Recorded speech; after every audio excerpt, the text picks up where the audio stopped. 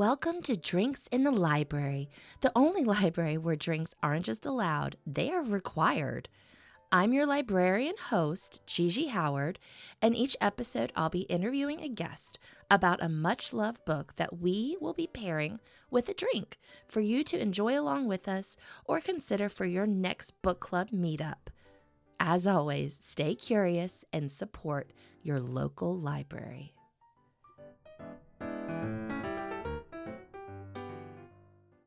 It's a beautiful day, Libration Nation. That's right. We're talking you two in this amazing episode about Surrender by Bono.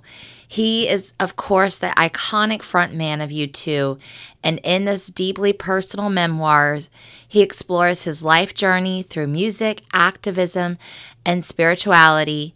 It has candid reflections and heartfelt anecdotes. Bono invites readers into the experiences that shape both his artistry and his commitment to making a difference in the world. All right, my guest this week is the absolutely amazing Heidi K. Brown. Heidi is a former lawyer turned law professor. She is a writer, a novice boxer, and, as you will learn, a passionate U2 fan. She is also a proud introvert and a feisty solo traveler. Author of 3 books about well-being and healthy performance for law students, lawyers, and other members of the legal profession, Heidi is an internationally recognized public speaker on topics of self-empowerment, authenticity, and self-discovery. Also in this, Heidi discusses her latest book, a travel memoir called The Map I Draw, a memoir of travel as a passport to self. It came out this year in June of 2025. You can find out about this amazing book, Heidi, and so much more at HeidiKristenBrown.com, as well as her Substack, Heidiography. All right, so we decided, of course, we had to go with an Irish whiskey. And specifically, if you can get your hands on it, it is called Writer's Tears. It's an Irish whiskey. If you're in the United States, you can order it through Reserve Bar. One last thing before we get started. On October 28th, if you are in the Georgetown area, I will be doing a live show with Allie Kirkpatrick. She's the owner of Old Town Books there, and we will be doing the show at MM LaFleur at their Georgetown location. I will have details for registration and getting tickets in the show notes. I hope you join us. It's going to be a lot of fun. All right, without further ado, let's get to it. All right, Heidi, it's so cool to be with you today. You are in New York, right? I am. I live in Chelsea in New York, in Manhattan. Okay, very cool. And but you're a fellow Virginian like me. Yes, yes. I grew up in Alexandria and I went to University of Virginia for both undergrad and law school. And then I worked there for 6 years and then moved to New York in the year 2000. So I've been in New York, wow, 25 years almost. And I lived in Virginia for 30. So there you go. I'm 55. Okay. Wow, I was really happy you reached out and talking about this band and this man that you love, and I want to get into it. So we're talking today about Surrender, which is Bono's. I know I've got mine. It's my library copy. It's such an awesome picture of him too. It And I can is. relate because I have freckles under my eye and so does he. And so I always am like, okay, we're freckle buddies. Yeah, I mean I mean he looks great here. You look great. So I think it works. Thank you. Thank you. I appreciate that. Yeah. Channeling my inner Bono, which I do often. I aspire to be like him. Oh, okay. Let's jump right into that because I love Bono, but like you love Bono. So when did this start?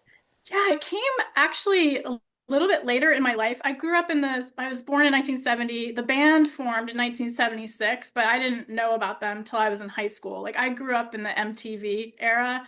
So if all the cool girls in my high school, which I was categorically not, I was a giant nerd, they would all walk around with REM t-shirts and U2 concert t-shirts.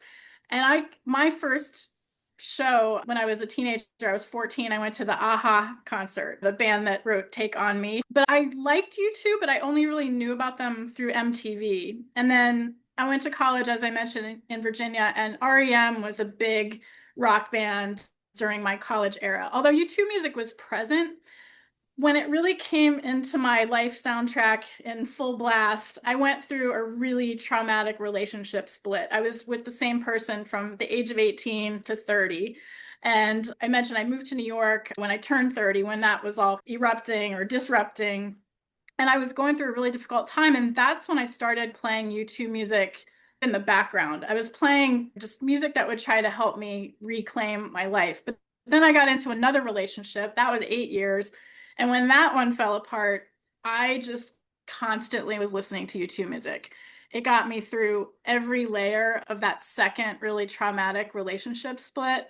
And then, but I had never been to see U2 live in concert. So this was like 2009, and a work colleague, I was actually teaching out in California, and a work colleague, I was joking with him that Britney Spears' Oops, I Did It Again was my theme song for my romantic life. Oh, I love Britney too. So I'm I do like, too. So I cracked this joke to him, and he said, "Who's your favorite band right now?" And I said, U2. It's all basically all I'm listening to. And he said, "How many times have you seen them live?" And I said, "Never, actually." And he's, "Oh, wait, no, I'm fixing that."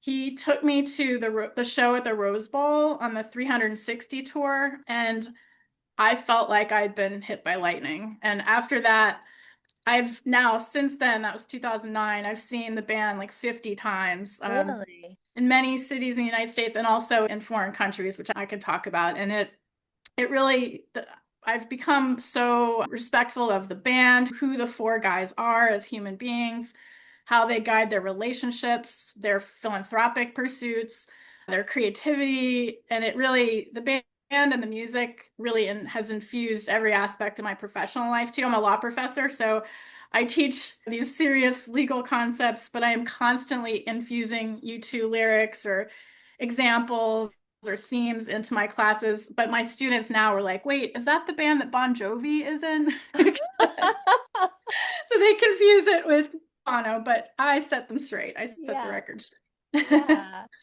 Wow. Okay, that is so cool. I have to tell you, I have seen you two live, and but like my cousins are very into them. So I saw them in 2000 for the Elevation tour, Amazing. in That's great. Atlanta. Yeah, and I'm not a live music person, so the fact that I have seen them is like actually very impressive for me.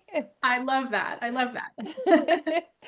Okay, I love that. Talking about the book. So, Surrender, the subtitle is 40 Songs, One Story, and it's by Bono. So, let's talk about like your favorite stories from it. Who is Bono? What should people know about this book? Okay, can I first talk about how I came to want to read it? So Yeah.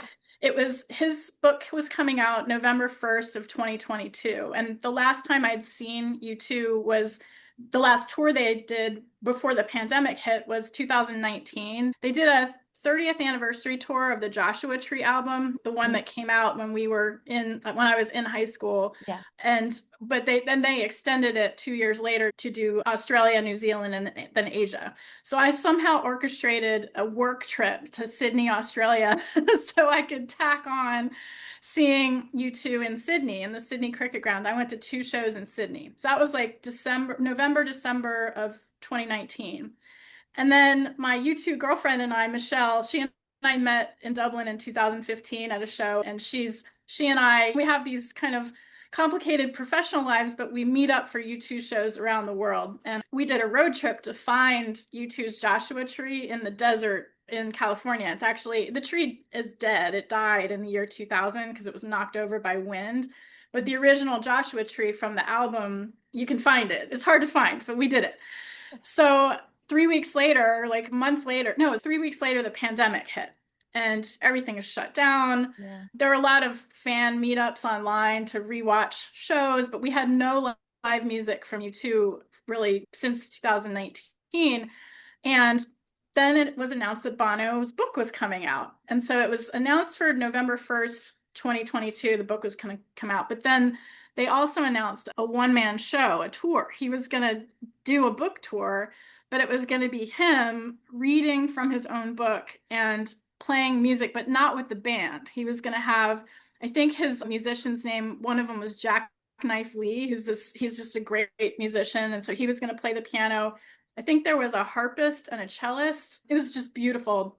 So as a real fan, you get pre-sale codes to to get tickets. So I got myself a ticket, one ticket to opening night at the Beacon Theater in New York when they were going to launch the book. I think it was November 2nd that the show was going to launch, and I was going to get a free copy of the book at the show. So that's how I got my copy of the book. I went to the show. It was epic. You know, the Beacon's a very small theater, so it was like you're in Bono's living room, and you could tell he was excited to be on stage again. It was full of real fans. It was just awesome. So I took the book home. It's 557 pages. Like, it's a long book. And I was just, it's a master class in memoir writing. That's my favorite genre, which I can talk a little bit. It's the genre I write in. Yeah. It blew me away. So then I bought a copy for my parents because I have kind of a fraught relationship with my family over religion, etc. Mm-hmm. And Bono did too. So I used his book as this vehicle to talk to my parents about U2 music and religion and kind of a lot of stuff our family has gone through. And then I sent it to all my friends. And then since then, the band did a residency in Vegas. So I got to meet up with my friend Michelle, and we went to a whole bunch of shows for the Vegas residency. And they did 40 shows in Vegas, which echoes the number 40 that's in the book title, because 40 Yeah. is a really important number to the band. Okay. So that's amazing. So that's the book that you have is the one that you got at that show. Yes, and to prepare for this podcast, I was like, okay, when did I get my first copy of the book? Because I'd forgotten that I was handed one at the show, and I went back through my book ordering records, and I realized, oh, I bought my parents one in January of 23 for my dad's birthday, but the one that I have is still the one that was handed to me at the show. So I actually didn't want to write in it at all, but I ended up reading it a second time and underlining a lot of my favorite quotes and things like that, because it really is just a master class in beautiful writing and in memoir writing, which it's not a biography or an autobiography. This happened on that day. This happened on the other day. Bono is such a great storyteller and such a beautiful writer and a beautiful poet. And he layers in so many different aspects of his own life, like how he transitioned from his real name is Paul, how Paul became Bono, how Paul met his spouse, who he's been with literally as long as he's been with the band, the history of the Troubles in Ireland, political conflict, religious conflict, how he became a father, how his emotions that he wrestled with about fatherhood, and was he going to be a good father? Because like me, I have a difficult relationship with my family over certain things. Bono did too. The book is so well structured. It's 40 songs, so it's 40 different chapters. There's three different parts, but he divided it into 40 chapters. Each chapter is a song title. There's song lyrics at the beginning of each chapter. And then Bono is also a really great kind of sketch artist. He doodles a lot. Yes. A lot of fans have tattoos of Bono's doodles. And Oh. so each chapter has on the other page facing the title page of each chapter, there's one of Bono's doodles and then his cool handwriting describing something that happens in the chapter. Yeah. So it's pretty cool. Yes, it is. And it's like a wonderful memoir, like you said. And I definitely want to talk about that a little bit more. But the book itself, the memoir itself, what pulled you in? What are some of the stories that really made you were like, I can't stop? Yeah, from page one, really, it pulls you in. So the other thing I like about his approach to memoir is that it doesn't start at the beginning and lead up to 2022. It starts with an inciting incident, which we all know good writing does that. And it was a scene in the hospital. I'm not spoiling anything by telling because this is literally on page one, but it's a scene in the hospital, which a lot of fans didn't know. I didn't know this, that he had heart surgery, Yes. major heart surgery in 2016. And it's this poignant scene in the hospital where he's coming out of that surgery and he can't find his breath. And he does, in the one man show, he does a really beautiful job of emphasizing the word air as a singer, as this guy who can get on the stage in a football stadium and sing and talk to 80,000 people. For the first time in his life, he couldn't find his air. And then he relates the word air to the word for God. And so this the first 3 pages, you are just blown away with his ability to demonstrate humility. Here's a scene where he was really as vulnerable as possible. In reality, his life was on the line. But you can tell the love that he has for obviously his wife, for the doctor. And he's funny in the way that he describes the doctor who had a Southern accent. The surgery was done in America. So, really, from page one, it you can tell it's Bono's voice. A lot of Mhm. people are like, "Oh, he probably had a ghostwriter." I'm sure he had a good editor and proofreader because as a legal writing professor, I have not seen one single typo in this book, which is pretty miraculous for 557 pages. But he wrote this thing and it is completely his voice. And really from page one, I was riveted. Yeah. What are some what are some things about Bono that like inspire you? He is such an inspiring person, period, for so many people, but for you personally and talking about the story, like what he talks about. Yeah, and this comes through in the book too. He says this on stage a lot that he's thankful to Larry Mullen Jr., who's the drummer in the band, because Larry literally put up a sign at their little high school saying drummer seeks musician for band, and they were 15, 16. It was in 1976. I think they were 14, 15, and 16, the 4 guys. And from that moment forward, that was what they did with their lives. And so I'm so inspired as a person who's had many jobs, has had several long-term relationships. I so admire that he and the Edge, Adam Clayton and Larry Mullen, knew from that young age that they had something special and they were willing to put in the work of understanding each other's different personalities. There's evidence that they have always split everything financially 4 ways or five with their manager, Paul McGinnis, or I may have his title wrong, but they split everything 5 ways from day one so they wouldn't fight about things like that. And then also, two of them, Larry and Bono, are still with the woman that they were with in high school. And to me, in this day and age, especially for men who are in the limelight on the road for most of their careers, to maintain those really deep interpersonal relationships, I'm just so in awe of. Also, the way that Bono talks about his children, he has 4 children, his approach to fatherhood, really creating these independent thinkers, but exuding love. I also love the way that Bono is just so thankful. He has every excuse to just be like, I'm a rock star, I can do whatever I want, but he doesn't. He always thanks the fans for giving them a great life, is his phrase.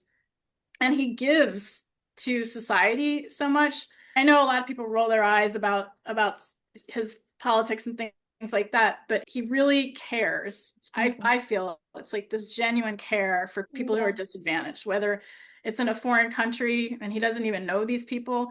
He really wants to use his fame for good, and he also loves it. He's just, you can tell how happy he is being on stage with his brothers, not by birth, obviously, but by friendship. For I think this is their 49th anniversary is this coming next weekend. Wow. Yeah, yeah. So That's they've been together a long time. I know. Are there any bands that have been together as long as you two? I mean, I'm not sure. I mean, there's like the It's Rolling Stones and crazy. Bruce Springsteen's band and things like that, but I'm not sure if all the original members are still in those I no, obviously not, because I know the drummer of the Rolling Stones passed away.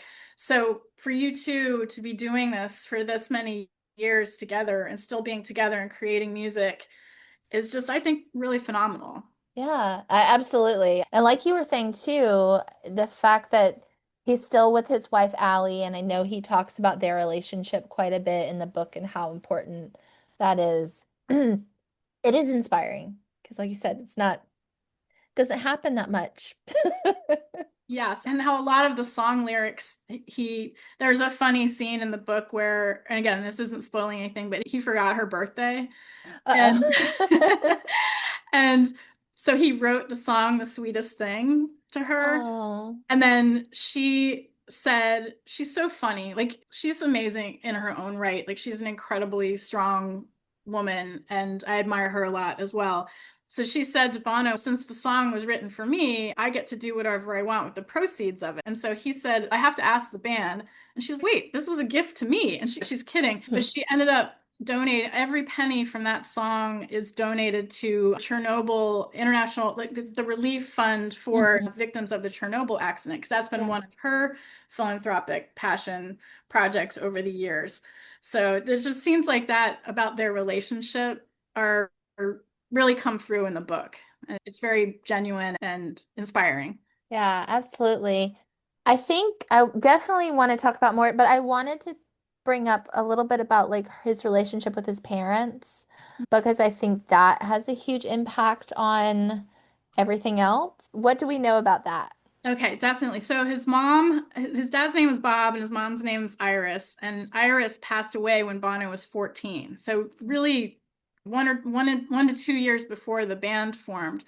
And his mom, I believe his mother was Protestant and his father was Catholic. And his father also was like an opera aficionado, so had a penchant for music in his own right. But when Iris passed away, it left a huge hole in the household. And Bono describes that so, again, just so poignantly. It was like three men living under the same roof, but full of anger. And at the same time that Ireland was going through the troubles, the Protestant and Catholic conflict, and there's a lot of terrorist activity, Right. etc. But the way Bono describes his mother, Iris, and there's a beautiful song called Iris. There's a lyric from it. Iris standing in the hall, she tells me I can do it all. And he tells on stage about how she left me, my mom left me, she died, but she left me an artist. And I Mm. always feel like if I meet Bono, I've met Larry, and I've come close to meeting Bono. I'm an introvert, and there's a lot of extroverted fans who who can elbow you right out of the way. Yeah. But I would tell him I feel like he gave me permission to be an artist. Whereas Oh. my parents are good people, etc. But we've always had conflict over religion. And Bono showed me the way he talks about his mother saying, "You can do it all." And the same song has a lyric, "Don't fear the world, it isn't there." And so when I hear him say those words and talk about those moments in the hallway of Cedarwood Road, whereas that's another song where he grew up, I can just imagine this mom saying to this feisty little boy, you can do it. You have Oh. it in you. And so I'm so empowered by that. And then also his father, they had conflict. I think the father wasn't certain how this rock star life was going to play out. But there's really great scenes in the book that I don't want to spoil because it's really amazing to read them word by word and see how they evolve to how they were able to come closer together in Bono's father's later years when he realized that the impact that his son has made on the world with the band. Yeah. I think you're making me want to talk about like your experiences, and I'm looking in your behind you and I'm seeing some of your books and memoirs and writing and everything, and I'm guessing this kind of inspires you and let's talk about your writing and that. Thank you. Thank you. Yeah. See, I was trained as a lawyer. I was a practicing lawyer for 15 years, and then I became a law professor. And as I mentioned, when I went to that first U2 show in 2009, I'd only been teaching a year, and that show just blew me away. And then I really dove into U2 lyrics and music, and then realized the music was making me a better teacher because to me, the band, even though they're giantly famous rock stars, they really are four humble guys, and they're very authentic. I find them to be very authentic in how they talk about creativity and music. And so I decided to start being that way in my own work. There's a lot of fake it till you make it in the legal profession, and I have a very robust blushing response. So when I get nervous, I So do can't fake. I. Really? So Okay. bad, so bad. And I don't know, Well, I'm Irish too, oh so my gosh. yeah. You're even wearing Irish green I today. and And I'm drinking Jameson, talking about Bono. Yeah, no, Oh I'm yeah. Oh such a yeah. I'm a terrible blusher. Sorry to go off script, but No. So I call it an epic blusher. I'm an epic blusher. And but I always used to feel like that was a weakness. But then when I started modeling or trying to tap into the energy that U2 and Bono do on the stage and just the way they carry themselves and treat people, I guess that's what I'm trying to get at. I decided I was going to stop trying to pretend like I knew everything and I was going to share with my students the things I didn't know. And then we were going to, so it brought me closer to my students. But then I started writing. To your question, I wanted to write about all the struggles that I went through as a young attorney with extreme public speaking anxiety and fear. And I'm a huge introvert, but I was in this really loud, extroverted profession.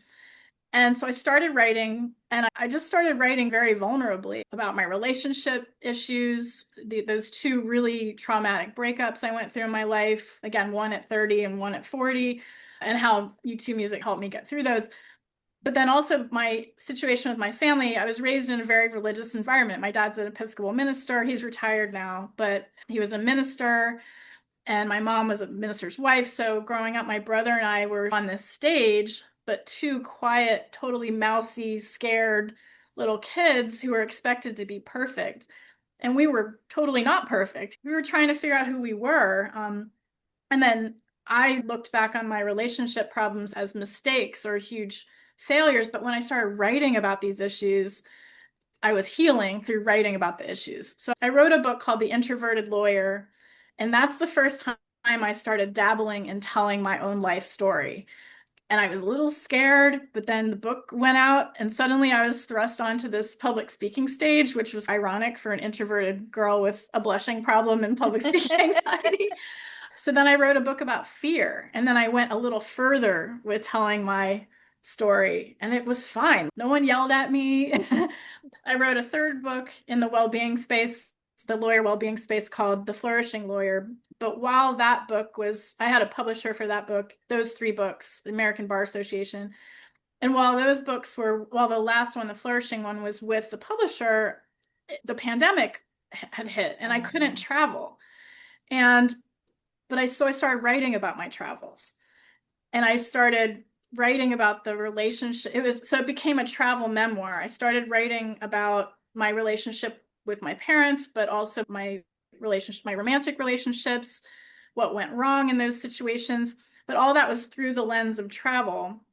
And one of the chapters that I wrote about was a trip to Ireland in 2015. My first time I went to Ireland, it was pre 2016 election. I was pretty stressed with family dynamics, et cetera. And I bought a ticket to Dublin for Thanksgiving instead of going home. And I bought a ticket to a U2 show and I was going to go by myself. And that weekend opened up this world to a U2 fan family. That's when I met my friend Michelle. yeah. I met fans from all over the world. And I realized, oh, I can have this chosen family through the lens of U2. So I finished that book and it came out this past June and it's called The Map I Draw. And the subtitle is A Memoir of Travel as a Passport to Self. Mm. And so it's 10 chapters. It actually begins and ends in Rome and it covers a span of 12 years of my life. And it's 10 total trips, the beginning and ending in Rome, those were two different trips, and then 8 other trips in between. And in each chapter, I do something scary and I don't die. And I hear Bono's words in my head, like, don't fear the world, it isn't there. Or maybe that's Iris's words to him. Mm. And it's true. I did a lot of scary things in my life that are all in that book. And through each one, I heal each layer of this trauma that I went through as a kid, as an adult, Yeah. etc. What was the scariest thing you did? Oh my gosh, I did so many scary things. That's a great question. What's the scariest? I think physically scariest, I went snorkeling in the Great Barrier Reef. This was Okay. on one of 2 Australia trips that's in chapter 6, and I saw a shark. And that was pretty scary. That was Yeah. pretty physically scary. That was pretty scary. Yeah. And like I climbed a precarious mountain in Peru Oh, I did a sweat lodge ceremony with 10 other people in like a hut in Mexico, and I couldn't breathe. So again, coming full circle back to Bono's relationship with air at the beginning of his book, I had one of those moments in it's called a temazcal. It's a sweat lodge in Mexico. But then I realized I can breathe. So each chapter I do something that pushes me to understand I am stronger than I think, which is Yeah. exciting. Yeah. And I can relate to you about the snorkeling thing because I don't know if people have gone that moment in snorkeling where like you can see the ground, you can see like maybe 10 feet under you, and then all of a sudden it drops and you can't see the bottom. And then I'm like, oh no, I'm done. I'm done. Yes, it's very It disorienting for sure. is. You I have don't like, need to ever do that again. yeah, if you have any kind of fear of heights, it's the same thing because all of a Yes. sudden the bottom is gone. So, well, very cool. Do you talk about your love of you too in that book? I do. It permeates the whole book, but chapter 5 is the Dublin trip. Okay. And actually, 3 chapters in a row deal with you or immerse in you too, because chapter 5, I go to Dublin, I go to the show, I meet these amazing people. But it's not just about, oh, I went to a rock concert. It's really about self-exploration. There's a funny story in my book that relates to the Surrender title. So in Dublin, there used to be a really cute leather goods shop called Thunder Solace. It's closed. I'm so sad. I just went to Dublin to see Oasis, and Michelle and I discovered that Thunder Solace is closed. But we used to go and get bracelets made and have U2 lyrics translated into Gaelic because the accents on the Gaelic Mhm. are so cool looking. But we were dying laughing one time because we were trying all our messages we wanted to be very uplifting. But she wanted, I think, surrender on her bracelet. But when you translate surrender into Gaelic and then you translate it back into English, it retranslates to give up. We were like, no, that's not the Zen Bono U2 message. We don't want to give up. We want to Bon surrender. Bono. It's like a Right, nihilist inspirational quote. Give up. right. Don't No, we're just, not it's giving over. up. Yeah, to answer your question, chapter 5 is Dublin, the show. Chapter 6, I go to Australia twice, but the second time I go to purposely, I went to a really rebellious teaching conference called Teaching as a Subversive Activity, Okay. meaning to stir students to be really excited about learning. But at this, I timed it because there were 2 shows in Sydney that weekend, and I met up. Michelle couldn't go, but I met up with some friends that I met through different concerts. And then the chapter 7 in the book is Michelle's and my pilgrimage to find the Joshua tree in the middle of the California desert, which we did. Hmm. And then the pandemic hit right at the end of that chapter. And then the rest Okay. of the book is how I traveled after the pandemic. Yes. I have another question for you, but just real quick, is there still a Joshua Tree like 80s bar in New York? I think there is. I think there is. Okay. I have not been there. I may have been there a long time ago, but I haven't been there in ages. I But that kind of thing I love. And in the Dublin chapter, you just reminded me there were tribute bands at this one bar in Dublin called The Church. And they had converted the basement of the church into like what you're describing. They had all these concert posters and music MTV videos hmm and drinks named after the band. And so stuff like I should see if the Joshua Tree still exists in New York. I'm gonna look it up. I may have had a few good nights there a long As time you ago. should. As I, As you should. yeah, yeah. So anyway, it was making me think of that. I did want to ask, like, talking about your experience with, I think it's so important, not just reading, but also writing as a form of dealing with, of healing trauma and advice that you might have for others on what that experience is like. I think is great. Yeah, that's such a great question or prompt. The writing has really saved my life or shaped my life and my ability to. I feel like now I have a much better relationship with my family, and I had to write the book to get there. And especially also my relationship with men or like romantic partners. I carried so much shame in my life being raised in this environment that I was raised in. And I really had to write about these really traumatic incidents in my life, which was hard and embarrassing and it's vulnerable and it's unpretty. My writing is not about sunshine and rainbows at all. There's a lot of fun in it as well, but I had to sit down and do it. And I thought I was behind when I was writing this book. Like my law books, I was always able to write in about a year, like from start to finish. This book, the memoir, took me 5 years to write. And I thought, oh, this is, again, like I'm somehow failing. When you're writing that type of intensity, that in content, it needs time for you to get it down on paper, which is not readable really.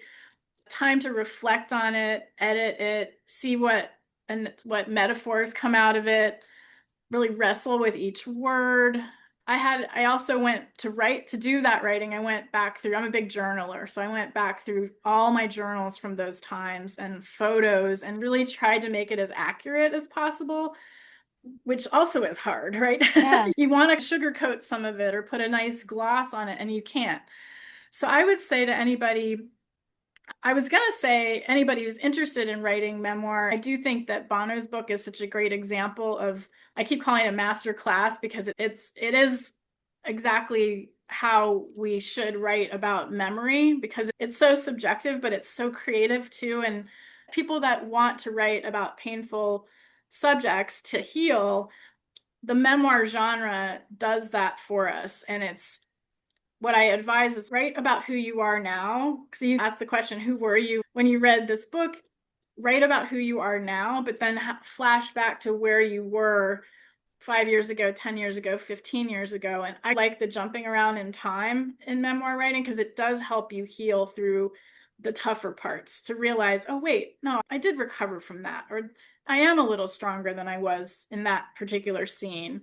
I remember what that little girl felt like. And wow, I want to go back and give her a hug, but wow, look how strong she is. And so I think the genre is so healing. It's very hard, but it's so worth it. Yeah. Thank you for sharing that. And like, so you would definitely say like an autobiography. I was saying audiobook. You feel memoir is separate from like an autobiography. I do. I feel like autobiographies, a lot of famous people write autobiographies, but I consider Bono's not that. His is a memoir because it's so much more reflective. I'm not an expert on autobiographies, but to me, that genre is more like on this date that happened, and on this date this happened. It's more like a chronological, not always, but it's much more about like phases of life, etc. But memoir reads like a novel even though it's true, it reads like a novel because you have to be, or the good ones are poetic. They are reflective. You have inner dialogue. You have a ton of layers of, like I said, like religion, history. For me, since I'm a travel memoirist, the location is a character in my book. But you can't Mhm. also say, oh, I ate a great spaghetti and I had a lovely Sangiovese. That's boring. So you have to write about what did the Sangiovese taste like? And I found this great quote from a wine aficionado that I put in my book, and she said that this wine that I had in Rome, it's called Cesanese, is like the ichor of a wild boar. And I had to look up what ichor, Ichor. I didn't know what that word meant, but What that's such is, an awesome phrase, right? yes. What is an ichor? It's like what it really means is like the blood in the veins of the gods. It's like this Mm, really dramatic word to describe like blood, but rich, like in a good way, not in a death and destruction kind of way. Like okay. a powerful, empowering, like life force kind of Life. way. Yes. Yeah. Yes. Speaking of drinks, I wanted to, so we talked about we were going to have like an Irish whiskey. And so like I'm having Jameson, but you have the perfect thing. Oh my gosh. Okay. So as I was thinking, what do I want to, I was thinking we would do Jameson, but then I remembered on that chapter 5 in the map I draw trip to Dublin, I had some leftover euro to spend when I was flying out of Dublin, and I walked to the airport and I discovered this type of Irish whiskey called Writer's Tears, like the tears of writers, which is so perfect about what we're talking about. Because not that we writers have to constantly be weeping into our laptops or our pen and paper, but we put our life and soul into every word, and it feels like the teardrops falling onto the page. And it's actually really good whiskey. So I highly recommend the Writer's Tears brand Yes. whiskey. Okay, excellent. We heard it here fo first, folks. Irish tears, Irish, the writer's tears, and the Irish Irish writer's tears. Yes. Rough Like go Bono. for sure. Bono for sure. Yeah. Wow. Thank you so much for bringing that. I love it. I wanted to go back a little bit more into surrender before we wrap it up. Yes. Like you already mentioned, you love memoirs. Do you read a lot of memoirs? I do. I do Mhm. read, I've read a lot of travel memoirs, but I also have read a lot of memoir itself, not so much tied to travel as well. Ever since 9/11, this is the weirdest thing, but I've had trouble reading fiction. I try to read fiction and all the books that everyone raves about, I'll get them. And then I don't know why, but I crave real stories by real people. Mhm. And usually in the memoir genre, I don't want to read them by famous people. Bono's an exception for me on that. Yeah. I obviously I wanted to read his memoir, but I don't read a lot of celebrity memoirs. I Yeah. find that I sometimes feel insecure, I guess, when I read them, or I don't know. So I'd much rather read really empowering stories by real, not that celebrities aren't real people, but like people like us who maybe Yeah. aren't famous, but have gone through something totally difficult and scary Mhm. and have figured it out, maybe Yeah. without all the resources that a famous person. Might have. Yes. Not a memoir, but speak on the same thing. I think Gwyneth Paltrow's new autobiography or biography is coming on. Saw that in the bookstore. Yes. Yes. Yeah. I wanted to ask top five favorite U2 songs. Oh my gosh. Okay. I have so many. It's hard. So I love the song Bad. I actually have a tattoo of 11 words from Bad, but it's translated into Italian, so no one can know what it says. Okay. So Bad is an amazing song. Some of these are going to sound a little cliche, but I love Streets Have No Name. I love With or Without You. Mm, I love One, but on the more recent stage, I like Song for Someone. I think I've already given you five, but Song for Someone and Every Breaking Wave are my two kind of most recent ones. okay. Although, let me throw one more in there because before I came on today, I have a ritual before I do any public speaking because I get nervous, right? So I Yeah. always listen to U2's song Get Out of Your Own Way and then Kelly Clarkson's cover of Beautiful Day. So that's my both of those songs are my, okay, you can do this. Yeah. Don't fear the world, it isn't there. So I play Get Out of Your Own Way. And Kelly Clarkson's cover, which I don't like covers of U2 songs. I'm a purist. But her cover of Beautiful Day is so empowering and I love it. Yeah. I have to tell you, my husband always jokes. It's like Kelly Clarkson takes a song and it's, oh, this is a great, like, wonderful song we all love, but I'm just gonna make it like seven times better. So all of her covers are like, Yep. it's great. Yep. Absolutely. It's so empowering. It's great. Yes, I love yes. it. Is there anything that we have not hit on yet that you want to make sure we got to? I just highly recommend people obviously reading this book. There's also an audio version which I haven't listened to. It's Bono's voice, and I would just cry the whole time. So my friend Michelle has listened to it many times, but I think just maybe for people who normally wouldn't pick up a book like this, but are YouTube fans or are creativity fans of the creative process, like I liken Bono's book to creative process books. Like Rick Rubin has a great book out right now about the creative process. Mhm. Twyla Tharp has one, and Stephen Pressfield has amazing books about creativity. If you're a person who wants to write or wants to do any sort of creative pursuit but aren't sure where to get started, I think Bono's book is useful for that, even. And maybe even don't read it from page 1 to page 557. Go through the table of contents, pick out your favorite U2 song that's in the list of 40, and maybe read that chapter first and see if the book speaks to you in a different order from the normal starting at page 1. I think that could be a fun experiment. Yeah, absolutely. I'm gonna go do that after this. I think I'm so cliche, but I think my favorite U2 song is like one.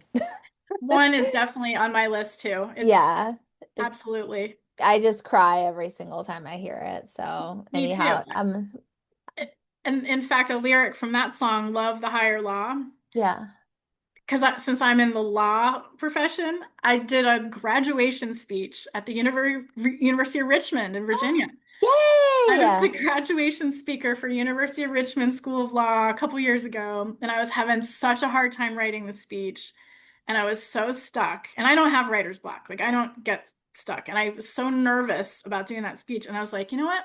I'm gonna write the whole speech about that lyric, love the higher law. And what does that mean? Hmm. It's not love the higher law, and it is love the higher law, but is it love the higher law as a directive? Is it like love is the higher law? Is there a relationship between love and law that we haven't really interpreted yet? But Yeah. the lyric doesn't explain it. So I started the speech with that. Very cool. I have to go look up this speech now. That's It's amazing. online. It's online. I was so nervous and my blush was in full force, but Bono got me through it. I bet Bono blushes. It's He is amazing, whatever is happening to him. I've learned a lot from him too in terms of public speaking. Sorry, I could talk about him forever, but my friend Michelle taught me that Bono, to be more in his body on stage, the Edge, the guitarist, his wife is a choreographer, Morley Steinberg. And, and Bono worked with Morley as through choreography so he could be more in his body on stage and really understand how moving his body with intention can, I guess he likes to say, the songs sing him, not that he sings the songs, but the songs sing him. wow. And you can see that in his face. I haven't noticed whether he blushes or not, but his face is so emotive that it's just like pure joy. And he cries on stage too, for sure. It's awesome. I'm gonna have to go out next tour. Are they still at the Sphere? Or no, they're not there anymore. No, but you can go see the movie. It's so funny. There's a film of the show at the Sphere. I think it's still going, and Okay. it's actually worth seeing. I went to see the film, but hopefully they'll tour next year. Here's Okay. Yes. Oh, excellent. Okay. So you did, all right. So we've done the last question, which is who would we recommend this book for? So that's excellent. I wanted to ask, where can we find you? What do you, sorry, I'll give you the chance to shine a spotlight on today. Thank you. So I have a website, HeidiKristenBrown.com. It's Kristen with an IN, so HeidiKristenBrown.com. I'm most proud right now of my new travel memoir, The Map I Draw, a memoir of travel as a passport to self. I'm on Instagram at The Introverted Lawyer, and I have a new one called Heidiagraphia. It's complicated. Okay. And I also write about solo travel on Substack. And that one's just Heidiography with a Y at the end. But HeidiKristenBrown.com has it all there. Okay. I love people to read The Map I Draw, and if you're a YouTube fan, there's a lot of YouTube stuff in it. Perfect. Excellent. Definitely hoping to get some readers for the map I draw and also for Surrender. Yes. But he's so handsome. You He's can't, he's the most handsome. he is. He's just and he's so full of joy. It just Yes. makes me happy. Yeah. And yeah, it's such like a joyful, like youthful spirit about him for sure. Yes. Yep. Heidi, this has like sincerely been such a delight to chat with you today, and I'm just really appreciative of you bringing all this to the podcast. So thank you so Thank you much. so much. You're such a great interviewer, and it's been exciting and fun to be a part of it. Yay. All right. Cheers. Cheers. Cheers. Thank you for spending some time with me and my guest for an episode of Drinks in the Library. For more information about the show, you can find us on Instagram at Drinks in the Library, on the World Wide Web, drinksinthelibrary.com, or shoot me an email at drinkspod@gmail.com. Until next time, cheers.